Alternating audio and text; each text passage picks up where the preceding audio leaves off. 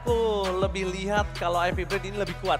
Ya, By draft. sebenarnya kalau misalnya aku lihat dari early laningnya ini bakalan kuat banget dengan adanya Grok, apalagi ditambah dengan Pakito yang dalam tanda kutip sustainability oke, damage juga oke untuk di arah early-nya. Tapi ini dia untuk game kedua, match ketiga kita hari ini, AP Brand melawan Onyx Indonesia. Alright.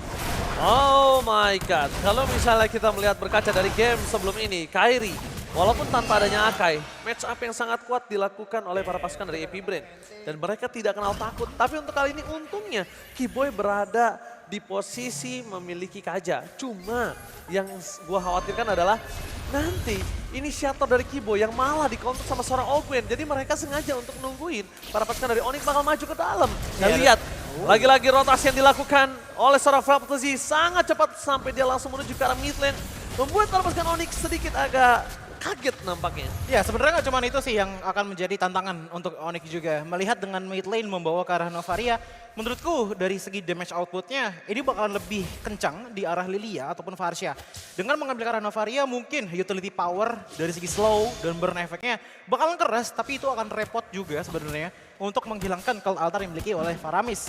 Apalagi dengan melihat bahwa emblem yang dibawa oleh Faramis ini ngebawa Little Lake Nation dengan emblem ke arah mage. Yang otomatis dengan cult altar yang aktif ditambah lagi dengan Ghostbuster ataupun Shadow Stampede. Untuk late game powernya ini mungkin cukup menyeramkan juga dari mid lane-nya AP Brand. Gue berharap sih para pasukan dari Onyx akan bisa bawa game ini ke arah metode late game. Gimana caranya dan bahkan para pasukan AP Brand gak ada yang bisa menyentuh ke arah cewek di arah belakang. Flanking sekalipun yang terjadi oleh Fraptezi ini mungkin akan membuat seorang Sans dan juga cewek menjadi dua target yang benar-benar bingung. Siapa yang akan dia tuju?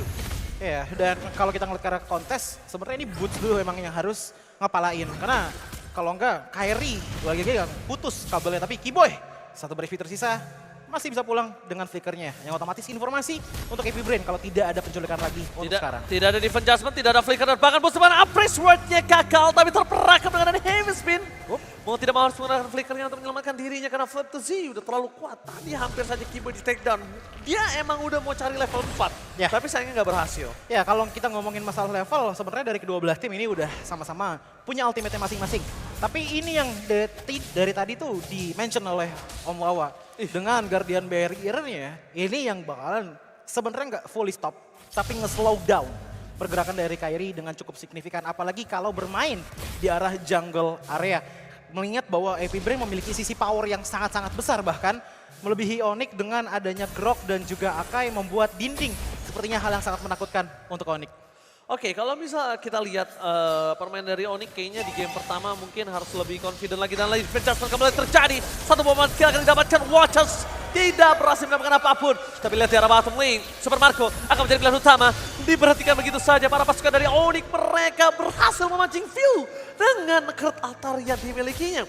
Yang tandanya ini bisa menjadi sebuah informasi kalau di objektif perebutan nanti mereka udah bisa untuk maksa Super Marco untuk membuat view menggunakan card altarnya. Ya, cuman dengan match up laning dari Boots dan juga Fraptezi menggunakan fighter yang bisa dibilang sangat sustain dari segi damage dan juga durability-nya, otomatis sepertinya laning dari Onyx dan juga Brand itu sangat ditekankan ke arah gold lane-nya. Apalagi dengan cewek yang dalam tanda kutip adalah salah satu ujung tombak paling diharapkan oleh Onyx untuk bisa mendeliver area of effect damage yang besar kepada AP Brand dalam tanda kutip juga sekalian untuk menghilangkan power dari cult altar ataupun minimal meminimalisir lah hal tersebut.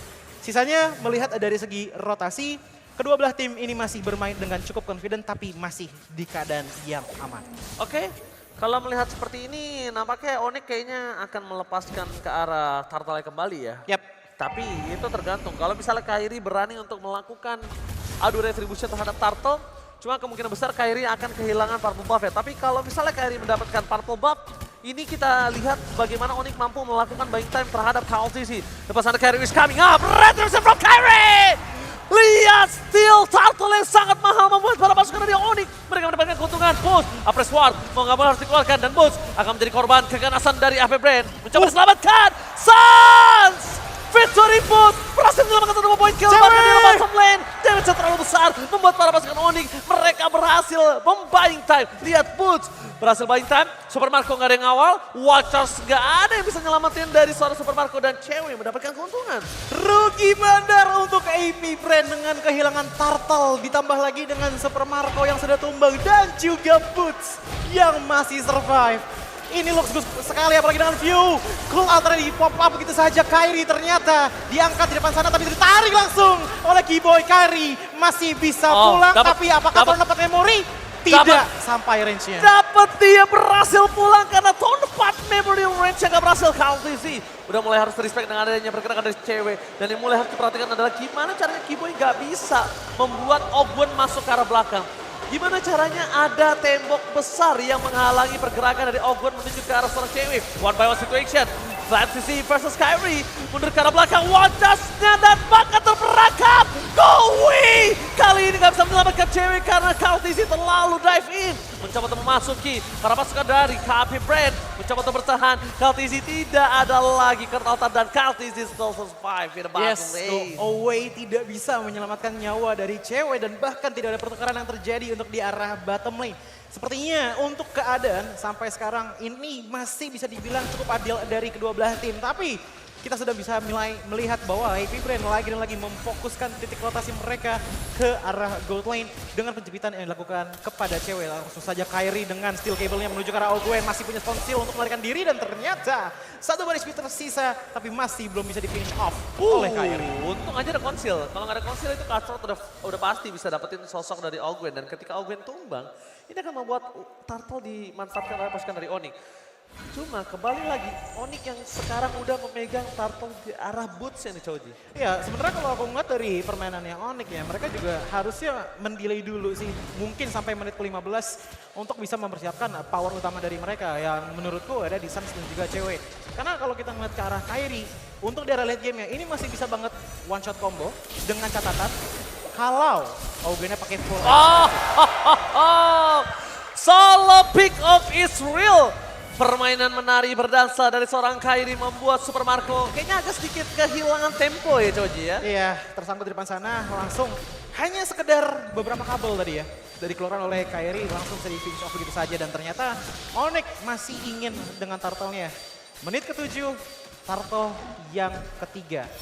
Kairi pun maju ke sana tapi FlamZ lihat bagaimana tarik. Hilang begitu saja, flicker tadi keluarkan, rugi banget yang dimiliki dari para pasukan AP. AP Brand kali ini nampaknya mereka udah harus mulai berpikir dua kali. Mencoba untuk fokus dan bahkan adu retribution akan terjadi. Berhasil didapatkan dan Keyboy! How come? Gimana caranya dia bisa mendapatkan dengan satu buah ring of order? Tapi di belakang sana, Watchers menghentikan pergerakan dari Bulls. Tapi view-nya udah melepaskan ke altar. KLTZ terperangkap, tidak ada yang bisa menyelamatkannya. Dua pemain dari Onyx, mereka benar-benar fokus ke arah seorang view. Tapi kayaknya agak lebih bersabar dan tidak mau terlalu terburu-buru. Tidak mau mengulangi kesalahan seperti di game yang pertama. Ya ini benar-benar safe state banget yang diambil oleh Onyx. Mereka tahu limit mereka di mana untuk stop. Dan bahkan kalau kita ngomongin masalah limit, power limit untuk Onyx sekarang itu masih ada di tangan Fanny dari Kairi dengan dua item yang sama seperti di game sebelumnya. Bahkan lead goldnya itu menyampai ke arah 1.500 gold. Malefic Roar, Blade of Hephaestus, oke, udah bisa nembus ke arah Stilek Rage, udah bisa menembus ke arah Dominance Ice.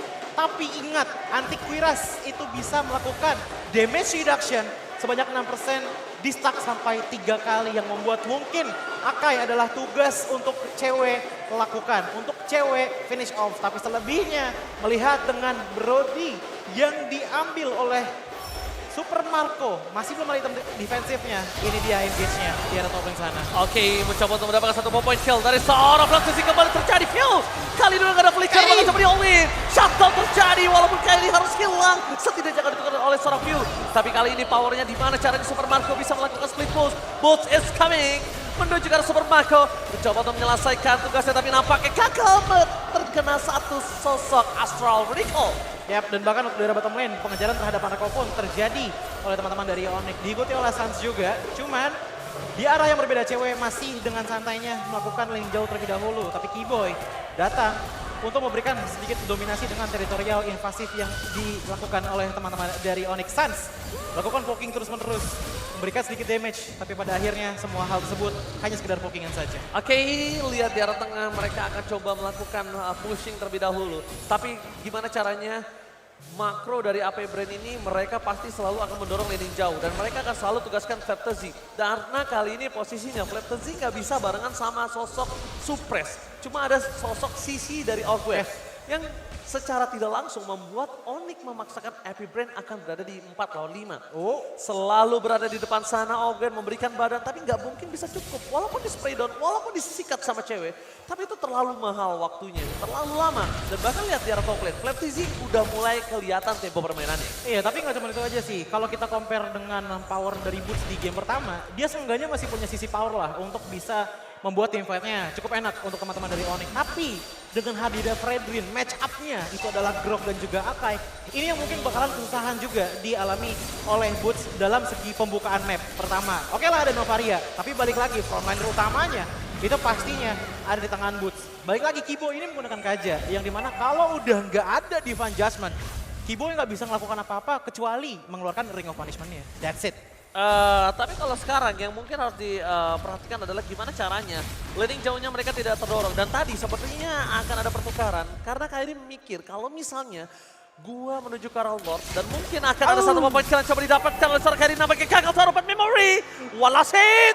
Kairi langsung kabur dengan ngebut menuju ke arah bottom lane. Yang informasi sangat mahal adalah tidak adanya Curse Altar untuk di fight kali ini. Mencoba untuk mendorong di tengah, mereka ingin memaksakan mendapatkan inner turret di arah mid lane juga. Para pasukan dari Onyx, mereka udah mencoba menginvasi jungle, melakukan reset terhadap orange buff. Onyx bahkan benar-benar membuat delay Lordnya di arah top lane. Tidak terdorong, Lordnya masih menyangkut, inner turret bahkan udah didapatkan di arah mid lane. Dan ini terbuka dengan sangat bebas kalau mereka mau team fight di arah top lane. Yes, dengan top lane yang sudah mulai dipush juga oleh Lord yang terhormat, T-Boy dan juga Sun sepertinya masih memberikan sedikit efek recall di depan base dari AP Brand. Tapi pertanyaannya adalah pasif dari Arat sepertinya masih ada sedikit. Enggak, ternyata langsung dipush aja oleh Lord. Dan ternyata ini masih benar-benar tahan-tahan aja lah oleh AP Brand. Karena mereka masih punya super minion, ini akan menjadi team fight yang cukup berbahaya. Dua wave akan masuk, Crossfield Gaming terus terjadi, bahkan coba ditangkap dan Devon just menuju ke seorang Captain One Charge. Nampaknya tidak terlalu berimpact pada pasukan dari Onyx, mereka membalikan kembali kanan. Dapat satu momen kill, Heavy Spinner terjepit, ceweknya masih coba untuk bertahan, masih ada Going, dia balikan kembali kanan dan hilang dua player. Flaptzy versus everybody, nampaknya nggak berhasil, kena double kill, control dari seorang carry. Momen yang bagus sekali dari AP Brand untuk menjepit ke arah cewek, tapi sayangnya dengan tidak ada follow up attack belakang dari AP Brand, membuat cewek pun masih hidup dan bahkan top lane turretnya sudah terbuka, lebar dibuka oleh Onyx. Oh, ini mereka bisa one strike pulse. Mereka mencoba untuk menyelesaikan satu momen kill. Unstoppable didapatkan dan ternyata Onyx kembalikan kembali kanan. Minionnya clear dengan sangat cepat. Para pasukan dari Onyx mereka harus mundur karena kalau tidak memaksakan mereka akan hilang satu persatu. View, damage terlalu sakit. Cewek masih melebih. Go-away telah dikeluarkan dan membuat dirinya harus mundur ke arah belakang. Onyx gagal melakukan endgame. Oke, sabar dulu, sabar. Minion masih belum cukup untuk mempush ke arah base terakhir dari AP Brand. Karena ya balik lagi, potensi pushnya ini masih ada di arah mid lane dan juga di bottom lane yang masih cukup kokoh dari AP Brand. Cuman balik lagi, cewek. Banyak banget momen dimana dari AP Brand itu sebenarnya udah mancing dengan sangat-sangat indah ke arah cewek. Dapetin ke arah ceweknya, tapi sayang sekali tidak ada yang mampu sampai ke depan sana.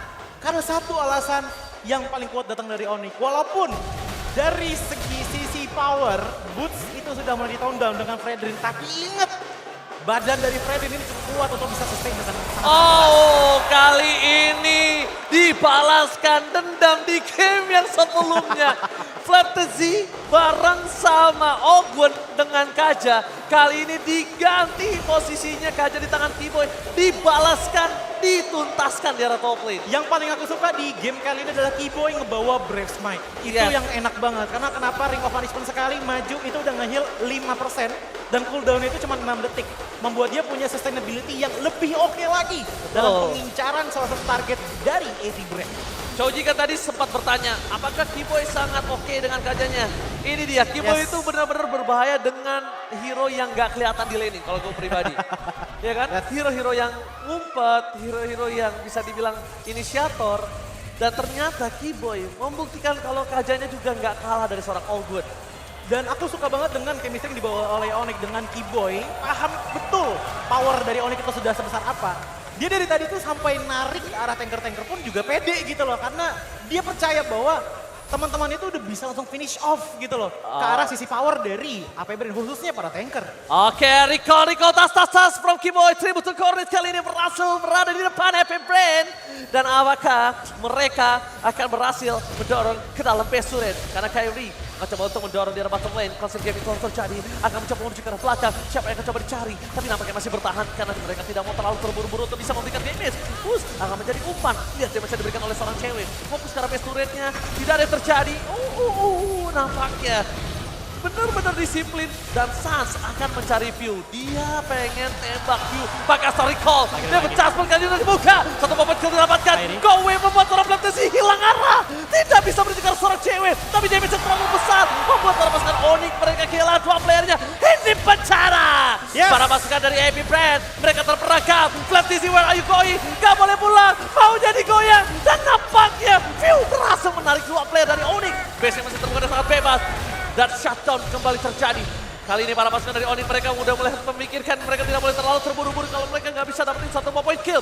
Karena endgame bakal coba dipaksa oleh cewek dan Onyx take the chance.